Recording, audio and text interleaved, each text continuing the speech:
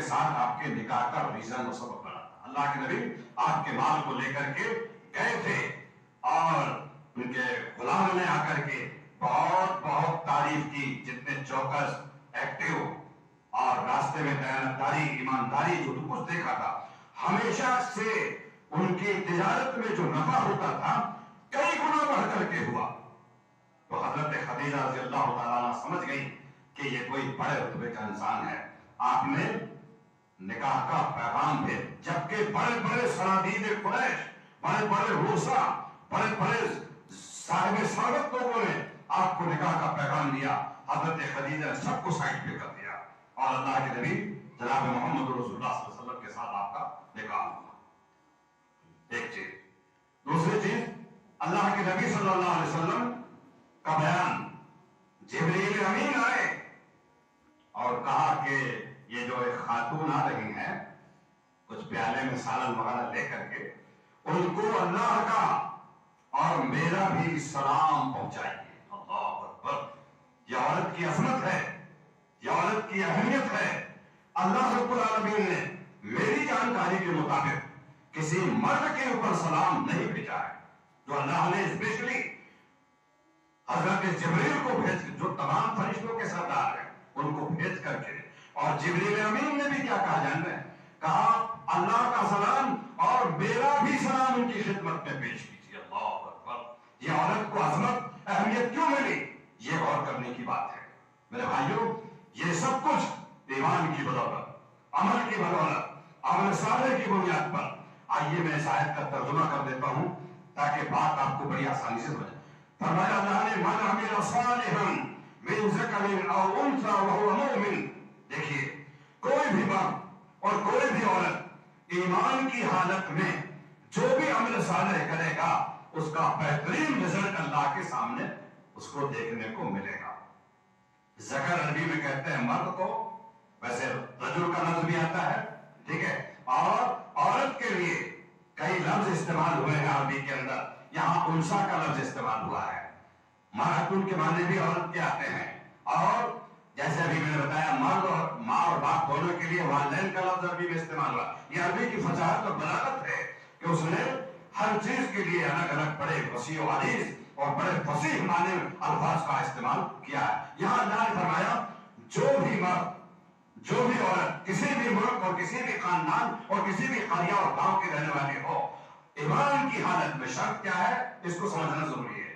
ایمان کی حالت میں، اس کا مطلب غیر ایمان کی کنڈیشن میں کوئی کتنا ہی نیک کام کر لے اس کو کل قیامت کے دن اجر و ثواب نہیں ملنا ہے.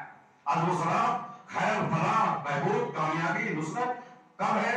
ایمان کی حالت میں اس نے عمل صالح کیا ہو. عمل صالح کے تعلق سے بھی میں تھوڑی سی وضاحت کرتا ہوں. ہماری اپنی سوچ کے مطابق عمل صالح نہیں، بلکہ شریعت کی جس معاملے میں مہر لگی ہے، جو کام کرنے کے لیے اللہ کے نبی نے کہا ہے وہ ہے عمل صالح. یا جس کا کسی کام کو کرنے سے ہم رک رہے ہیں، اس کا مطلب اللہ کے نبی صلی اللہ علیہ وسلم نے اس کام سے ہم کو روکا ہے. ہم اپنی مرضی سے کسی کام کو کریں اور کہیں یہ کام بہت اچھا ہے. مثال کے طور پر آج کی تاریخ میں، آج کے اس ماحول میں جس میں ہم اور آپ جی رہے ہیں، کئی جگہ آپ نے دیکھا ہوگا جب کوئی مر جاتا ہے تو مدرسے سے بچوں کو بلا کر، حافظ صاحب کو، مولوی صاحب کو بلا کر قرآن خوانی کرایا جاتا ہے. اور جب اس پر ایکشن لیا جاتا ہے کہا جاتا ہے ارے میاں قرآن ہی تو پڑھ رہے ہیں، کون سا غلط کام کر رہے ہیں؟ نعوذ باللہ. سوال یہ ہے کیا اللہ کے نبی کے زمانے میں موت نہیں ہوتی تھی؟ ہوئی.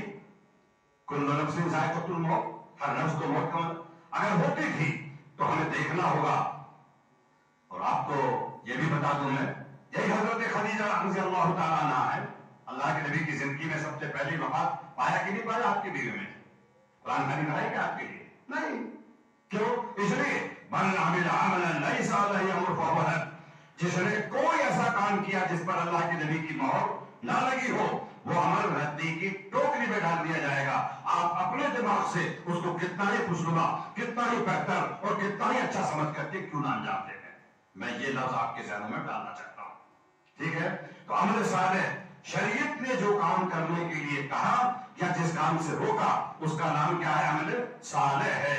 تو فرمایا اللہ نے من عمل صالحا من ذکر او انثى وهو مؤمن فلنحيينه حیاۃ طیبہ. اللہ اکبر.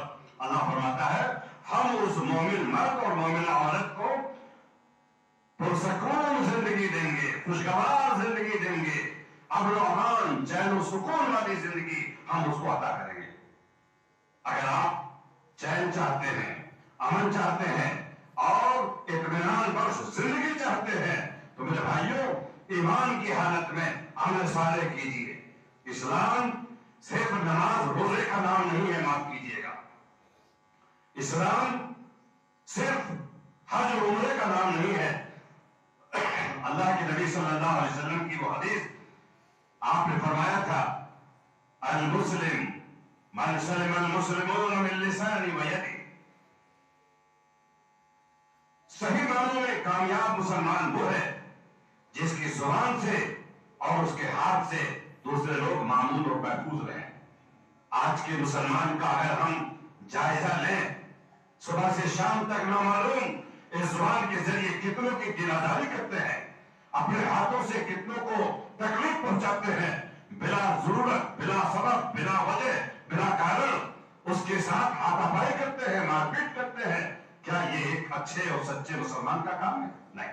بخاری شریف کی حدیث اللہ کے نبی نے فرمایا المسلم من سلم المسلمون من لسانه ويده. اچھا مسلمان، سچا مسلمان صحیح معنوں میں وہ ہے جس کی زبان سے اور اس کے ہاتھ سے لوگ محفوظ رہیں. اسی سے جڑا ہوا ایک میٹر اور میں آپ سے سامنے عرض کرنا چاہتا ہوں. اللہ کے نبی نے فرمایا لوگوں مجھے تم دو باتوں کی